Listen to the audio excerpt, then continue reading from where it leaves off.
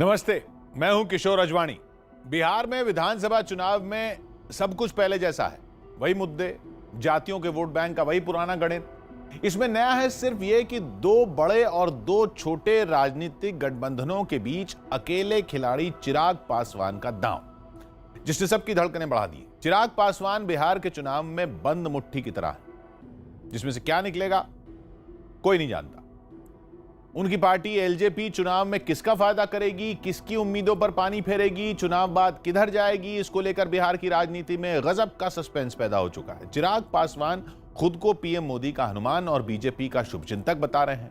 नीतीश कुमार उनके निशाने पर हैं। एनडीए से अलग होकर जेडीयू को दुश्मन और बीजेपी को दोस्त बताने के उनके खेल ने बिहार में जो कंफ्यूजन पैदा किया है, उससे बीजेपी के आला नेताओं को सफाई देनी पड़ी कि चिराग पासवान वोट कटवा हैं और एनडीए से खुद ही बाहर हो चुके हैं। वहीं महागठबंधन यानी आरजेडी कांग्रेस लेफ्ट के नेता समझ नहीं पा रहे कि चिराग से हमदर्दी जताएं या दूरी बनाएं। नेता चिराग पासवान चुनाव बाद किधर जाएंगे, किसी को नहीं पता। उनका समर्थन किसको मिलेगा, यह सवाल अभिनेता चिराग पासवान की पहली और आखिरी फिल्म की कहानी जैसा। 9 साल पहले फिल्म मिले ना मिले हम में चिराग का किरदार आज के नेता चिराग पासवान की तरह ही उलझन पैदा करने वाला। उस फिल्म में चिराग पासवान ने एक बेहद अमीर खानदान के इकलौते वारिस का किरदार निभाया। फिल्म में भी चिराग के पास गठबंधन यानी शादी करने के 3 विकल्प थे। पहली लड़की मां को पसंद थी, दूसरी पिता को, तीसरी खुद चिराग को। फिल्म के क्लाइमैक्स में चिराग ने अपनी पसंद से शादी की। वहीं बिहार के चुनाव से पहले ही उनके पिता रामविलास पासवान ने चिराग को अपनी पसंद से फैसले करने की छूट दे दी थी। एलजेपी के अकेले लड़ने का फैसला चिराग का है और अकेले लड़कर आगे की राह चुनने का फैसला भी वही करेंगे। बिहार की राजनीति पर बारीकी से नजर डालेंगे तो समझ में आ जाएगा कि चिराग पासवान अपने पिता की पार्टी को बिहार की राजनीति में 15 साल पुरानी हैसियत दिलाना चाहते हैं। उसी चुनाव के बाद नीतीश कुमार और पासवान के बीच गहरी खाई पैदा हुई। उस वक्त बिहार में 29 सीटें जीतकर रामविलास पासवान किंग मेकर बन गए। वो चाहते तो समर्थन देकर नीतीश कुमार को किंग बना सकते थे, लेकिन रामविलास पासवान ने ऐसा नहीं किया। बिना सरकार बने ही बिहार में दोबारा चुनाव करने की नौबत आई और नए चुनाव में नीतीश कुमार पूर्ण बहुमत से सत्ता में आए। उसी के बाद बिहार में नीतीश कुमार ने सोशल इंजीनियरिंग का नया दांव खेला, जिसका बड़ा नुकसान रामविलास पासवान को उठाना पड़ा। नीतीश कुमार ने दलित समुदाय में महादलित के नाम से एक नया वर्ग खड़ा कर दिया। उसी की वजह से 1980 के दशक के बाद बिहार में रामविलास पासवान ने सबसे कद्दावर दलित नेता की जो छवि बनाई थी, वो भी कमजोर हुई। उन्हें बिहार में सिर्फ पासवान बिरादरी का नेता कहा जाने लगा। कहीं ना कहीं वो टीस भी है, जिसकी वजह से चिराग पासवान इस बार नीतीश पर आक्रामक हमले कर रहे हैं। चिराग की राजनीतिक रोशनी बिहार में जितनी बिखर रही है, बिहार की चुनावी राजनीति और उसके समीकरण उतने ही अंधेरे में डूबते दिख रहे हैं। हमारा तो चाहे बार बार हो बिहार में नीतीश कुमार हो। हमारा तो चाहे बार बार हो बिहार में नीतीश कुमार हो। हमारा तो चाहे। हम लोग बनाएंगे बहुमंजिला इमारत और एक गरीब को नहीं छोड़ेंगे जिसको रहने के लिए घर नहीं मिल जाए।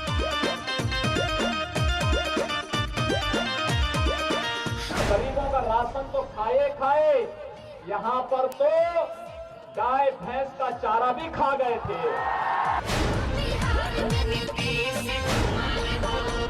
जय जय श्री राम, जय जय श्री राम।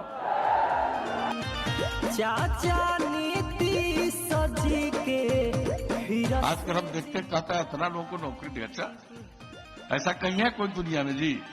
आप उतने लोगों को नौकरी दोगे तो बाकी को कहा नहीं दोगे? सबको दे दो। आप पैसा कहां से लाओगे? जिसके चलते अंदर गए उसी पैसा से होगा। चाचा नीतीश जी के हीरो से जीता हूं। बिहार एनडीए के पक्ष में पूरी तरह से एक लहर की तरह चल पड़ा है। ऐसे लोगों के बारे में क्या कहना जो भ्रष्टाचार के आरोप में और सजा याफ्ता है और फिर भी लाज नहीं लगता है। बीजेपी, जेडीयू, वीआईपी और हम, किसी को नहीं है भ्रम, इस एनडीए में है दम। अब की बार बिहार में किसकी सरकार? बिहार में जलेगी लालटेन या फिर चलेगा तीर? लालू यादव जिंदाबाद राबड़ी देवी जिंदाबाद देव तेजस्वी जिंदाबाद आरजेडी जिंदाबाद। पहले अगर मेरा कलम चलेगा तो 10 लाख नौजवानों को चमकी बिहार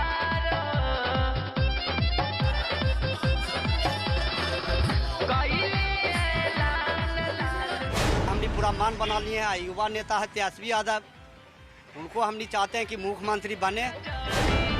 चमकी बिहार नीतीश के कुर्सी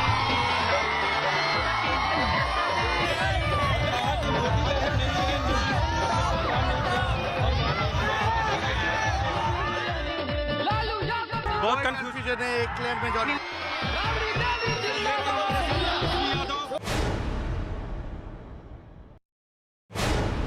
बिहार की लड़ाई अब चिराग पर आई।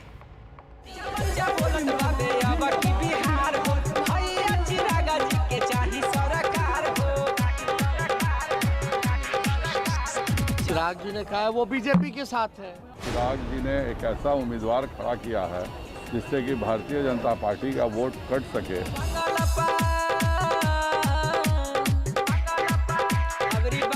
इस्तेमाल बीजेपी ने किया है, उसके बाद दूध से मक्खी की तरफ फेंक देना।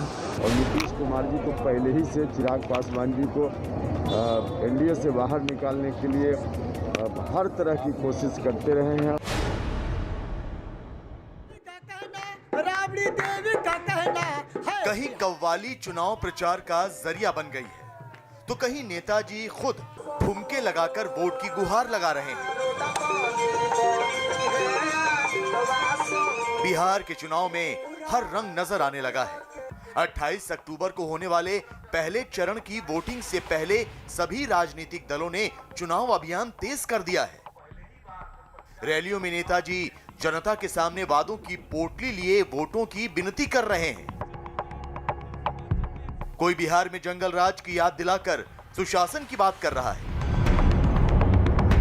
कोई रोजगार के मुद्दे पर मौजूदा सरकार को घेर रहा है, तो कोई एक नए विकल्प के तौर पर खुद को स्थापित करने में जुटा हुआ है। बिहार की बाजी इस बार किसके हाथ लगेगी इसका पता तो 10 नवंबर को ही चलेगा। लेकिन फिलहाल आरजेडी हो या जेडीयू, बीजेपी हो या एलजेपी, कांग्रेस हो या फिर वीआईपी, हर पार्टी 7 करोड़ से ज्यादा मतदाताओं को रिझाने में लगी है। बिहार चुनाव में एनडीए ताल ठोक रही है। महागठबंधन नतीजों से पहले ही जीत का ऐलान कर रहा है।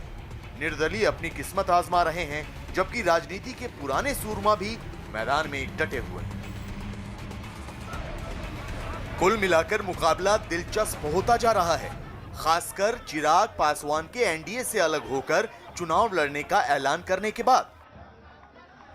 एनडीए से अलग हटकर लोक जनशक्ति पार्टी ने बहुत हद तक बिहार विधानसभा चुनाव को त्रिकोणीय बना दिया है। चिराग ने अलग लड़ने का फैसला कर कई सीटों पर मुकाबले को रोचक बना दिया है।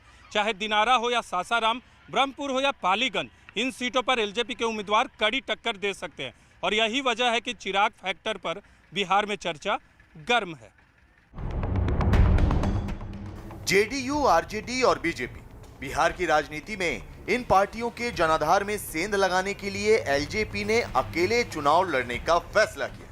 चिराग पासवान की लोक जनशक्ति पार्टी बिहार के दंगल में अकेले उतरी तो उसे वोट कटवा की उपाधि दी गई। लेकिन चिराग पासवान ने ना तो बीजेपी से दूरी बनाई, ना ही केंद्र में एनडीए का साथ छोड़ा। वो तो सिर्फ सुशासन बाबू पर हमले कर बिहार में अपनी ताकत साबित करना चाहते हैं।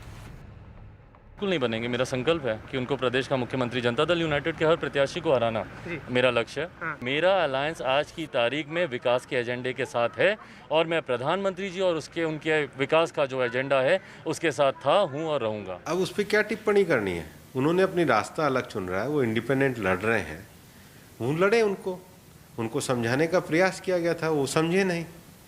उनको बताने की भी कोशिश की गई कि वो रास्ता गलत है, लेकिन उन्होंने अपना रास्ता खुद चुन लिया है। एलजेपी किसके साथ? वो तो बीजेपी के साथ है, वही कह रहे हैं।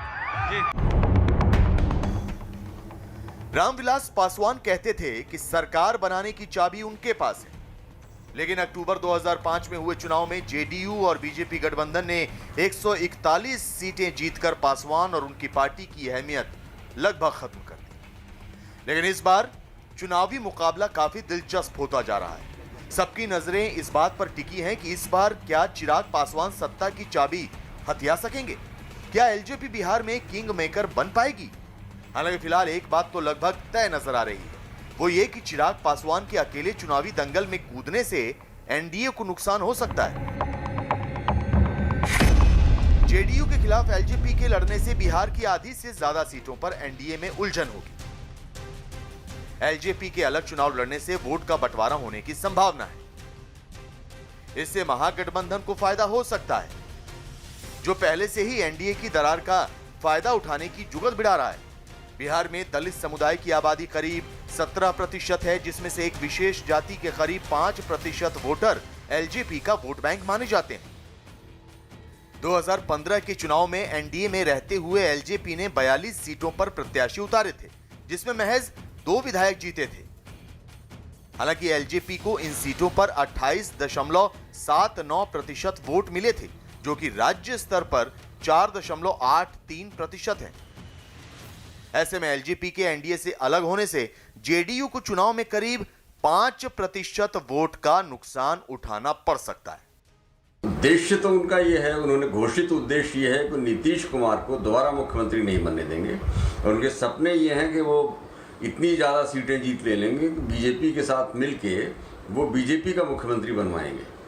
ये एक नवसिखिया राजनीतिक की सोच ही कही जा सकती है, क्योंकि बीजेपी इस तरह के लॉलीपॉप में आने वाली नहीं है। उन्होंने बार बार हर स्तर पे उनको उठकटवा कह दिया, उनको अपने से अलग कर दिया, सब कुछ कह दिया, लेकिन वो अभी भी हनुमान जी बने हुए हैं और कह रहे हैं मोदी मेरे दिल में रहते हैं।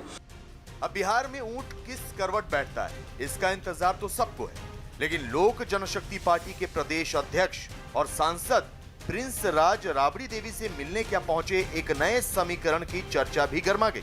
चर्चा ये कि कहीं चुनाव के बाद एलजेपी और आरजेडी हाथ तो नहीं मिला लेंगे, कहीं इन दोनों पार्टियों के बीच कोई गुप्त समझौता तो नहीं हो गया, क्योंकि प्रिंस राज न सिर्फ राबड़ी देवी से मिले बल्कि तेजस्वी यादव से भी मुलाकात की।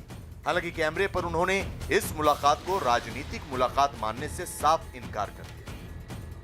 आज हमारे बड़े पापा, हमारे आदरणीय रामविलास पासवान जी, उनका आज श्राद्ध कर्म है और दोपहर के 2 बजे से है उनका। तो परिवार के सदस्य होने के नाते पर्सनली उन्हें जाके इनविटेशन देना हमारा फ़र्ज़ बनता है। तो उसी वजह से यहाँ आज आए थे और तेजस्वी से मुलाकात हुई, उन्हें भी हमने आमंत्रण दिया और आदरणीय राबड़ी देवी से भी उनसे मुलाकात हुई, तो उन्हें भी हमने आमंत्रित किया है। बिहार में चुनाव के बीच चल रहे इन तमाम घटनाक्रम से सवाल ये उठता है कि कहीं बिहार में एनडीए में जो हो रहा है वो चुनाव के बाद की सियासी पटकथा तो नहीं लिखी जा रही, क्योंकि एलजेपी के अलग चुनाव लड़ने से जेडीयू को नुकसान होना तय है, जबकि जानकारों का मानना है कि बीजेपी को चुनाव में सीधे तौर पर कोई नुकसान नहीं होगा। बिहार चुनाव में चिराग फैक्टर का असर भले ही मतदाता तय करेंगे, लेकिन प्रचार में चिराग फैक्टर ने तूल पकड़ लिया है। इसके साथ अब बिहार के चुनाव में पाकिस्तान की भी एंट्री हो चुकी है और चारा घोटाले के जिन भी बार आ चुका है। बिहार में मतदान की तारीख नजदीक आने के साथ साथ मुद्दों के बदलाव की कहानी, ये सब आपको दिखाएंगे, लेकिन एक ब्रेक ले लेते हैं। बिहार में विधानसभा चुनाव के पहले दौर का प्रचार 6 दिन बाद खत्म हो जाएगा। पूरे देश की दिलचस्पी यह जानने में है कि बिहार में इस बार चुनावी मुद्दे कौन कौन से। चुनाव प्रचार में चल रहे भाषण देखें तो 15 साल बनाम 15 साल की जुगलबंदी चल रही है। महागठबंधन यानी विपक्षी दल, आरजेडी और कांग्रेस के नेता एनडीए यानी बिहार के सत्ताधारी नेताओं से नीतीश कुमार के 15 साल का हिसाब मांग रहे हैं, तो नीतीश कुमार और बीजेपी के नेता लालू राबड़ी की सत्ता के 15 साल की याद दिला रहे हैं, जिसे नीतीश कुमार बिहार का जंगल राज बताते रहे। अगले 5 साल में बिहार को खुशहाल बनाने के वादे भी सारी पार्टियां कर रही, लेकिन जमीनी हकीकत यह है कि इस बार भी बिहार में चुनाव की रणनीति सोशल इंजीनियरिंग ही है। सोशल इंजीनियरिंग यानी जाति और धर्म के वोटों का गणित।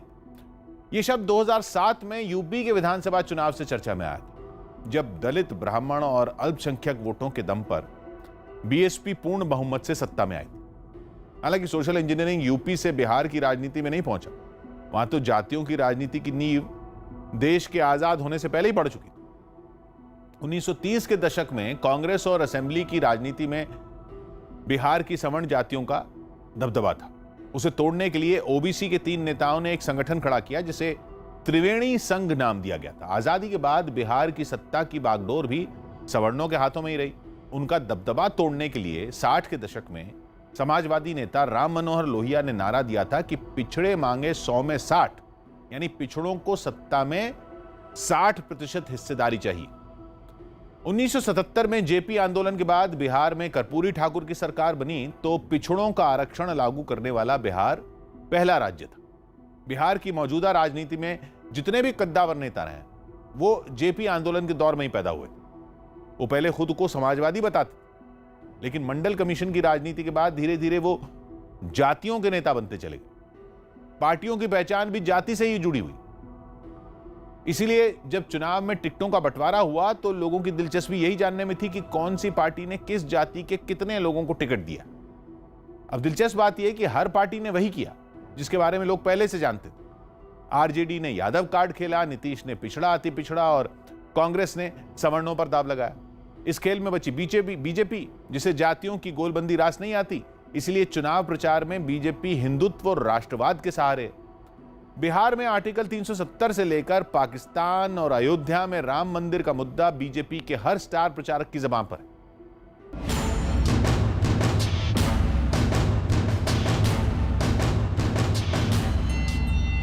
तेज रफ्तार तेजस्वी सरकार को बनाना। अब देखिए, अब नया युवक है, लोग तो बोल रहे हैं करेगा, लेकिन देखा जाए। कांग्रेस भी एक परिवार के बाहर नहीं निकल सकती है और राजद भी एक परिवार के बाहर नहीं निकल सकती।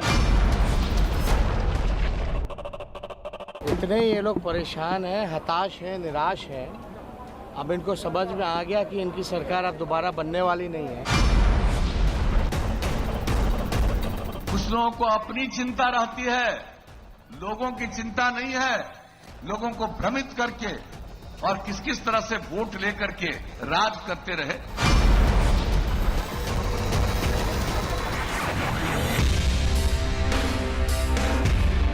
बिहार में वोट डालने की तारीख जैसे जैसे करीब आती जा रही है, चुनाव प्रचार की रफ्तार भी बढ़ती जा रही है। नेता से लेकर अभिनेता तक इस चुनावी दंगल में प्रचार अभियान की कमान संभाले हुए हैं। हर पार्टी अपने स्टार प्रचारकों की ताकत से वोटरों को लुभाने की कोशिश कर रही है। कोरोना महामारी के दौर में बिहार ऐसा पहला राज्य है जहां चुनाव होने जा रहे हैं। लिहाजा 3 चरणों में होने वाले इस चुनाव में कोरोना की वजह से बढ़ी बेरोजगारी एक मुद्दा तो है ही। इसके अलावा मौजूदा सरकार का कामकाज और पिछली सरकारों का इतिहास भी चुनावी चर्चा का हिस्सा बना हुआ है। तेजस्वी यादव को तो मालूम ही नहीं है कि आरजेडी तो हाईजैक हो गई। हाईजैक 19 सीटें तो माले ने ले ली, 10 सीटें अपने साथियों को दिला दी और 12 सीटें तो आरजेडी ने अपने मर्जी से कैंडिडेट बदल करके अपने लोगों को डाल दिया है। क्या हाल था, कैसा हाल चलता था बिहार का, ये किसको मालूम नहीं है। हर तरह से जो बिहार का बुरा हाल था और इसके बारे में भी जो आंकड़े प्रकाशित किए जाते हैं, अब जान लीजिए, बिहार का विकास दर देश के अन्य विकसित राज्यों की तुलना से भी ज्यादा, विकास दर 12.8% हो गया सालाना। 243 सीटों के लिए घमासान जारी है और नतीजों से पहले कोई भी दल किसी भी तरह की कोर कसर छोड़ने के मूड में नहीं है। तो शायद यही वजह है कि एनडीए की ओर से बीजेपी ने योगी आदित्यनाथ से लेकर पार्टी अध्यक्ष जेपी नड्डा तक को चुनाव प्रचार में उतार दिया है। यूपी के सीएम योगी आदित्यनाथ तो बिहार में ताबड़तोड़ रैलियां कर रहे हैं, जिसमें न सिर्फ बिहार सरकार के कामकाज बल्कि पाकिस्तान, धारा 370, राम मंदिर और चीन का मुद्दा उछालकर वोट एनडीए के पक्ष में मांग रहे हैं। गरीबों का राशन तो खाए, यहाँ पर तो गाय भैंस का चारा भी खा गए थे। हमने बिना भेदभाव के विकास भी कराया है। और जो हमारा वायदा था, कश्मीर में आतंकवाद को, पाकिस्तान प्रस्त आतंकवाद को पाकिस्तान के अंदर घुस करके भी मारेंगे। बिहार की जनता से किया गया वायदा, मर्यादा पुरुषोत्तम भगवान श्री राम के भव्य मंदिर के निर्माण को भी बनाएंगे। कर दिया ना पूरा। अब तो कोई ये नहीं कहेगा ना, कोई ये तो नहीं कह सकता कि भारतीय जनता पार्टी ने वायदा खिलाफी की है। यूपी के सीएम योगी आदित्यनाथ के अलावा कई केंद्रीय मंत्री भी बिहार के चुनावी दंगल में प्रचार का जिम्मा संभाले हुए हैं। सीतामढ़ी के डुमरा में बीजेपी के राष्ट्रीय उपाध्यक्ष और पूर्व केंद्रीय मंत्री राधा मोहन सिंह ने भी रैली की, जबकि रक्षा मंत्री राजनाथ सिंह भी बुधवार से बिहार में चुनाव प्रचार का बिगुल फूंकने वाले हैं। वो 6 दिनों तक कुल 20 सभाएं करेंगे, जबकि बिहार में अपनी जमीन तलाशती कांग्रेस भी एड़ी चोटी का जोर लगाए हुए है। कांग्रेस के रणदीप सुरजेवाला बिहार में डेरा डाले हुए हैं और एनडीए पर जमकर निशाना साध रहे हैं। हिंदुस्तान पाकिस्तान करेंगे, शमशान कब्रिस्तान करेंगे, हिंदू मुसलमान करेंगे, उग्रवादी करेंगे, परंतु बिहार में युवाओं को रोजगार कैसे मिलेगा, उद्योग और धंधा कैसे लगेगा, ये नहीं बताएंगे। हालांकि नीतीश कुमार भी अपने सुशासन का खूब प्रचार कर रहे हैं। 15 साल में उनकी सरकार ने बिहार में क्या काम किए जनता को बता रहे हैं। नीतीश कुमार रैलियों में उमड़ी भीड़ को अपनी सरकार की उपलब्धियां गिना रहे हैं। किस तरह का माहौल पूरे बिहार में बनाते थे। यही गरीब गुरबा लोग के कंधा पर बंदूक रख करके लोग चलवाते थे, और जब इन लोगों के लिए जनप्रतिनिधित्व का अवसर मिला। अब सवाल यह है कि जनता क्या चाहती है। क्या इस बार भी जनता नीतीश को मुख्यमंत्री बनाना चाहती है, या फिर युवा तेजस्वी की लालटेन पर भरोसा कर उन्हें मौका देना चाहती है? आप मेरे पीछे पूरी देश की ताकत क्यों लगा रहे हो अपनी? सिर्फ एक छोटे से नौजवान को रोकने के लिए? यानी कहीं ना कहीं से ये साबित होता है कि लोग निराश हैं, परेशान हैं, घबराए हुए हैं। क्यों नीतीश जी का चेहरा काम चल रहा है क्या? हम तो पूछना चाहते हैं। इतना बड़ा उनका कहते हैं कि जनाधार है, विश्व की सबसे बड़ी पार्टी है बीजेपी, लेकिन उसके एक भी मुख्यमंत्री पद का कोई उम्मीदवार नहीं है। बिहार की मौजूदा विधानसभा का कार्यकाल 29 नवंबर को खत्म हो रहा है। बिहार में विधानसभा की कुल 243 सीटें हैं और सरकार बनाने के लिए जादुई आंकड़ा 122 का है। लिहाजा इस बार के चुनाव में 4 गठबंधन मैदान में है। एनडीए और महागठबंधन के अलावा बिहार में इस बार ग्रैंड डेमोक्रेटिक सेक्युलर फ्रंट और प्रगतिशील लोकतांत्रिक गठबंधन हिस्सा ले रहे हैं। सत्ता में वापसी की कोशिश में लगी आरजेडी ने पिछले चुनाव में ही महागठबंधन बनाया था। बीजेपी और जेडीयू को कुर्सी से हटाने के लिए महागठबंधन में इस बार वामपंथी दलों को भी साथ लिया गया है। कांग्रेस उनके साथ पहले से ही है। महागठबंधन में आरजेडी 144 सीटों पर, कांग्रेस 70 सीटों पर और लेफ्ट पार्टियां 29 सीटों पर चुनाव लड़ने जा रही हैं। जबकि एनडीए की बात करें तो जेडीयू 122 सीटों पर चुनाव लड़ेगी, बीजेपी 121 सीटों पर। जेडीयू ने अपने खाते से 7 सीटें जीतन राम मांझी की हम पार्टी को दी हैं। वहीं बीजेपी ने मुकेश सहनी की वीआईपी को अपने हिस्से से 11 सीटें दी हैं।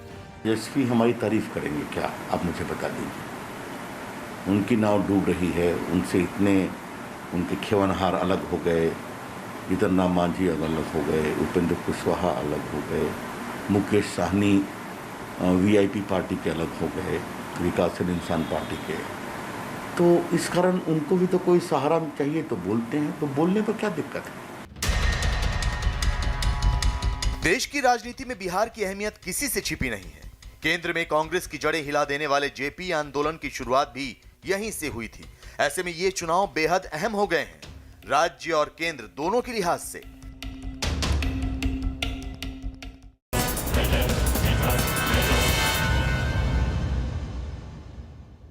पाकिस्तान में विपक्षी दलों की घेरेबंदी की वजह से इमरान खान की कुर्सी खतरे में है और पाकिस्तान का इतिहास रहा है कि वहां जब सेना को अपनी पसंद की सरकार खतरे में दिखती है तो पाकिस्तान में किसी न किसी बड़े नेता की जान जाती।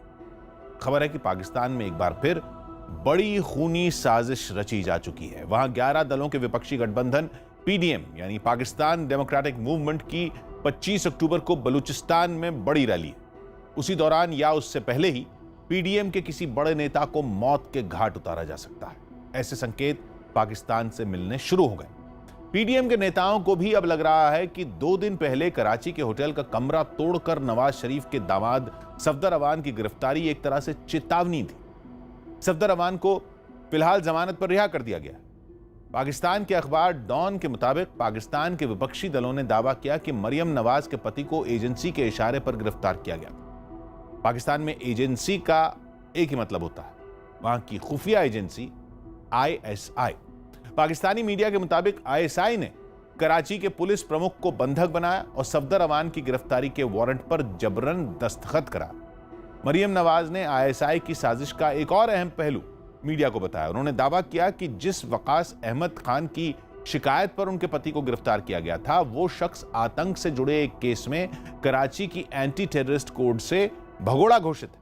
मतलब यह कि आईएसआई और पाकिस्तान की सेना वहां विपक्षी दलों को ठिकाने लगाने के लिए अपने पालतू आतंकवादियों का इस्तेमाल भी कर रही है। खबर भी यही है कि पाकिस्तान की सेना विपक्ष के किसी बड़े नेता को आतंकी हमले में कत्ल कराने का प्लान बना चुकी है। इसके लिए बलूचिस्तान को चुना गया है ताकि आतंकी हमले का ठीकरा बलूचिस्तान के बागियों के सिर पर फोड़ने में आसानी रहे।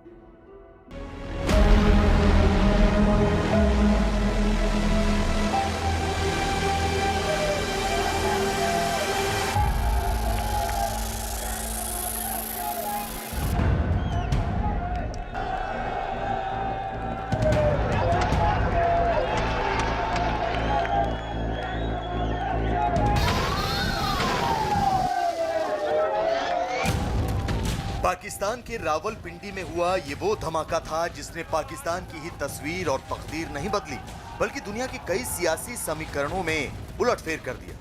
रावलपिंडी में एक चुनावी रैली को संबोधित करने पहुंची बेनजीर भुट्टो पर एक आत्मघाती हमलावर ने महज 2 मीटर की दूरी से पहले गोलियां बरसाईं और जब तक कोई कुछ समझ पाता उसने खुद को उड़ा लिया। इस धमाके में बेनजीर भुट्टो समेत 22 लोगों की मौत हो गई।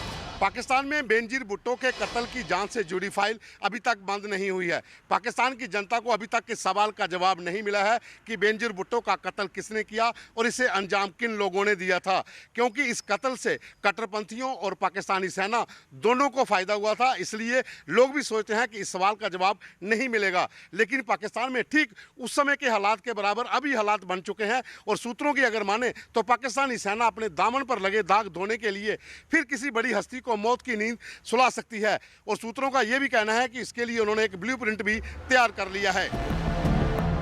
पाकिस्तान की सियासत में एक बार फिर खूनी खेल शुरू होने जा रहा है। इसका पूरा खाका तैयार है और इसे अंजाम देने वालों को यह फरमान भी मिल चुका है कि उन्हें अपना मिशन कब और कहां अंजाम देना है। पाकिस्तान की सियासत में इस खूनी साजिश के हर मोहरे पाकिस्तान सेना चल रही है और निशाने पर कई लोग हैं। न्यूज़ 18 को भारतीय खुफिया एजेंसियों से मिली एक्सक्लूसिव जानकारी के मुताबिक सिर्फ और सिर्फ 5 दिन के बाद पाकिस्तान में हाहाकार और कोहराम मचने वाला है, क्योंकि इमरान और बाजवा की जोड़ी ने ऑपरेशन बेनजीर को हरी झंडी दे दी है। ये एक ऐसी खूनी साजिश है जिससे पाकिस्तान ही नहीं बल्कि पूरी दुनिया दहल जाएगी।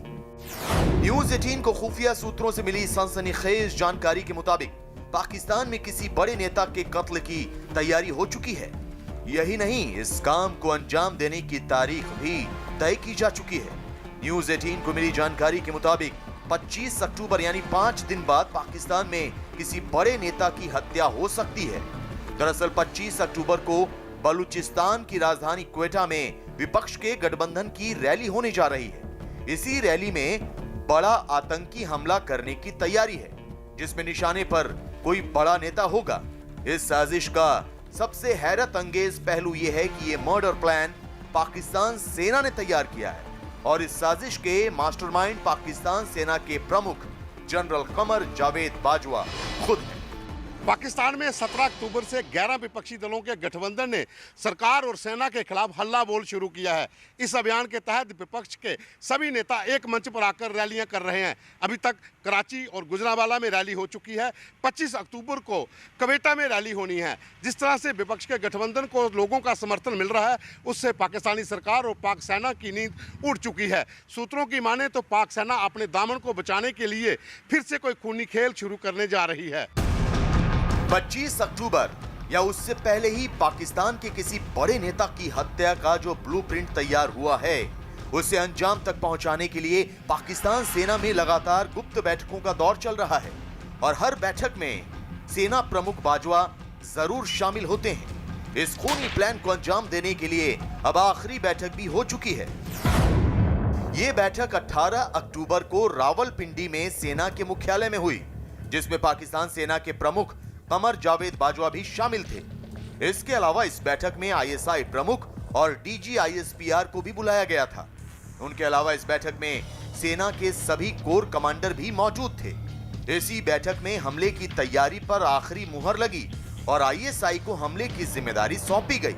बैठक में जनरल बाजवा ने 25 अक्टूबर को क्वेटा में विपक्ष की रैली में आतंकी हमला कराने को हरी झंडी दी। हालांकि बाद में यह भी तय हुआ कि अगर आईएसआई को मौका मिलता है तो वो रैली से पहले भी इस ऑपरेशन को अंजाम दे सकती है। विपक्ष के गठबंधन की रैली में धमाका कराने और विपक्ष के किसी बड़े नेता को मौत के घाट उतारने की साजिश में पाकिस्तान सेना के साथ साथ इमरान सरकार भी शामिल है, क्योंकि दोनों ही विपक्ष के अभियान से बुरी तरह घबराए हुए हैं। इससे इमरान को अपनी कुर्सी गंवाने का खतरा सता रहा है, तो पाकिस्तान सेना को अपनी साख मिट्टी में मिलती दिख रही है। विपक्ष को रोकने की तमाम कोशिशें नाकाम होने के बाद अब इमरान और बाजवा की जोड़ी ने मिलकर खून खराबे का ब्लूप्रिंट तैयार किया है, जिसे फ्लैग ऑपरेशन भी कहते हैं। इससे पाकिस्तानी सरकार और सेना एक ही तीर से दो निशाने साधना चाहती है। पहला, हमले का जिम्मेवार भारत को ठहराकर FATF के सामने गुहार लगाएगी कि हम भी आतंक से पीड़ित हैं। साथ ही साथ उनको मौका मिलेगा कि जो ब्लूच रेजिस्टेंस मूवमेंट चल रही है उसको कुचल दिया जाए। रावलपिंडी में सेना के मुख्यालय में हुई बैठक में सेना प्रमुख ने आईएसआई को इस हमले की पूरी जिम्मेदारी दे दी है, क्योंकि आईएसआई पहले भी पाकिस्तान में इस तरह के सियासी खून खराबे को अंजाम देती रही है। इसके बाद आईएसआई ने पूरे मिशन का ताना बाना तैयार किया है। इसके लिए जो साजिश रची गई है वो और भी हैरान करने वाली है, क्योंकि इस खूनी मंसूबे को अंजाम देने के लिए कोरोना की रोकथाम के लिए बनाई गई टीम का इस्तेमाल किया जा रहा है। दरअसल कोरोना की पाकिस्तान में दस्तक होते ही इमरान खान ने इसकी रोकथाम के लिए टाइगर फोर्स बनाने का ऐलान किया था। अब उसी टाइगर फोर्स का इस्तेमाल आईएसआई राजनीतिक हत्या को अंजाम देने के लिए कर रही है। इसके लिए टाइगर फोर्स में जैश-ए-मोहम्मद और हिजबुल मुजाहिदीन के आतंकियों को भर्ती किया गया है। इसके साथ ही आत्मघाती हमलावरों की टाइगर फोर्स में खास तौर पर भर्ती की गई है। इन्हीं आतंकियों के जरिए रैली में धमाका कराने की साजिश है। इसके साथ ही सेना की 111 इन्फेंट्री ब्रिगेड को भी अलर्ट रहने का आदेश दे दिया गया है। उन्हें किसी भी वक्त किसी भी तरह के ऑपरेशन के लिए तैयार रहने का भी फरमान सुनाया गया है। पाकिस्तान में एक टाइगर फोर्स बनी हुई है कि कोरोना के सारी चीज़ों को हैंडल करेंगे और उसके साथ उसको इस्तेमाल करने जा रहे हैं हमले में ये, और उसके साथ हिजबुल मुजाहिदीन और जैश-ए-मोहम्मद के कुछ आतंकियों को साथ लगा देंगे कि भाई इनको निपटाओ, क्योंकि वो जैश-ए-मोहम्मद और हिजबुल मुजाहिदीन दोनों पाकिस्तानी फ़ौज के आईएसआई के मार्फत ही काम करते हैं। उन्हीं के मातहत हैं ये, उन्हीं से फंडिंग होती है, उन्हीं से प्रोटेक्शन मिलता है। पाकिस्तान में विपक्ष के बढ़ते कदम को रोकने के लिए अब इमरान खान और कमर जावेद बाजवा किसी भी हद तक जाने की तैयारी कर चुके हैं। विपक्ष को खामोश कराने के लिए पहले तो इमरान ने डराने धमकाने और गिरफ्तार करने जैसे हथकंडे आजमाए, लेकिन जब इससे बात नहीं बनी तो विपक्ष के नेताओं के कत्ल की साजिश का ताना बाना तैयार किया गया। क्वेटा की रैली में आतंकी हमला करने का मकसद विपक्ष को डराना और सरकार विरोधी मुहिम को कमजोर करना है और इसके लिए हमलावर यहां भी मौका मिलेगा अपने खूनी मंसूबों को अंजाम देगा। हालांकि खुफिया सूत्रों के मुताबिक सेना की इस लिस्ट में सबसे ऊपर नवाज शरीफ की बेटी मरियम नवाज है, क्योंकि मरियम नवाज ने ही सेना और सरकार को सबसे ज्यादा निशाने पर लिया हुआ है और आम जनता भी मरियम से ज्यादा जुड़ रही है। मरियम नवाज को निशाने पर लेकर बाजवा और इमरान एक तीर से दो शिकार करना चाहते हैं, क्योंकि मरियम नवाज शरीफ की बेटी है जो इस वक्त लंदन में है। नवाज शरीफ के रिश्ते ना तो बाजवा से अच्छे हैं और ना ही इमरान खान से, इसलिए इमरान राज में सबसे ज्यादा निशाने पर नवाज ही रहे। अब मरियम का कद जिस तरह से बढ़ रहा है उससे बाजवा और इमरान को यह डर सता रहा है कि नवाज शरीफ बड़े जन समर्थन के साथ वापसी कर सकते हैं।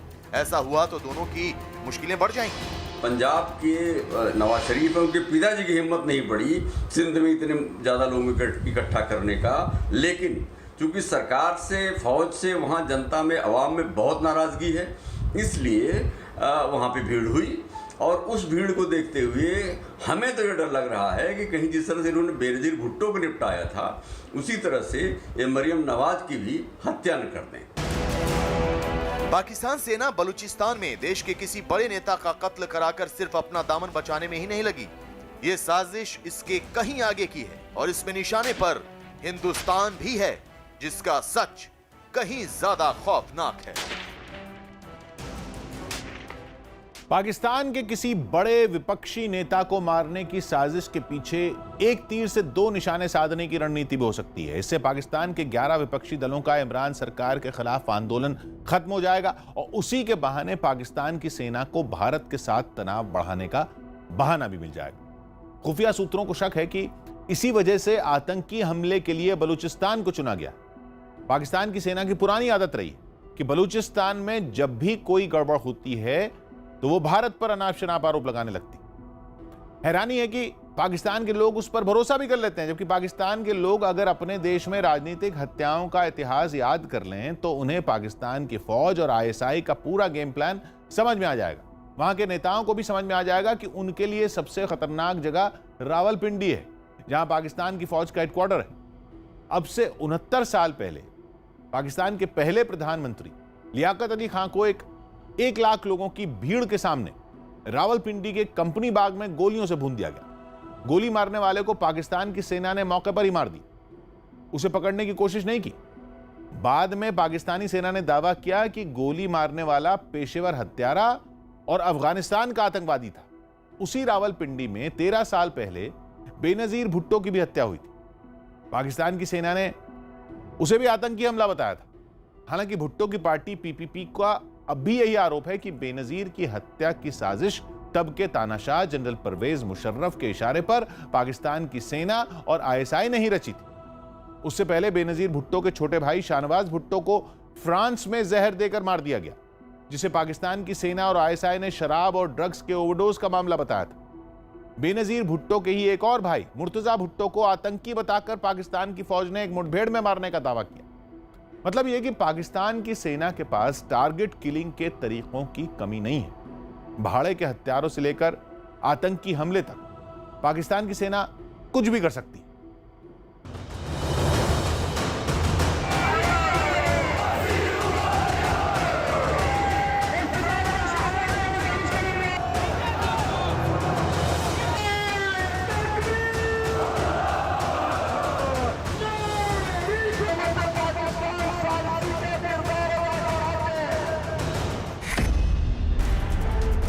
पांच दिन बाद पाकिस्तान में हाहाकार।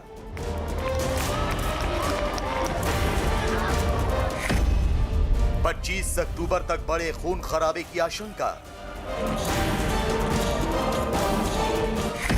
पाकिस्तान के बड़े नेता का हो सकता है कत्ल। इमरान बाजवा ने रची कत्ल की साजिश।